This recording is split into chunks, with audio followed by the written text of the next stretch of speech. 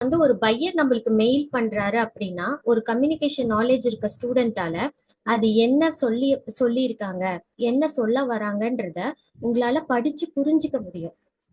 So அங்கேயே நாம வந்துட்டு என்ன ஆகுறோம், அந்த நாலேஜ் இல்லாத பர்சன்ஸ் தான் ஒரு ட்ரெயினருக்கு தேவைப்படுறாங்க.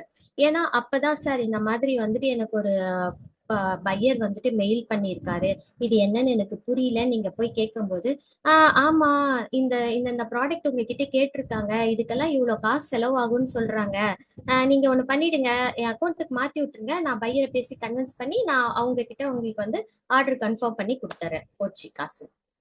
சோ இது எல்லாமே நம்மளுக்கு தெரியணும் புரியணும் அப்படின்னா கம்யூனிகேஷன் நாலேஜ் வந்து எந்த அளவுக்கு தேவைங்கிறத நீங்க புரிஞ்சுக்கோங்க. மாட்னாடா மானஸ்தர்.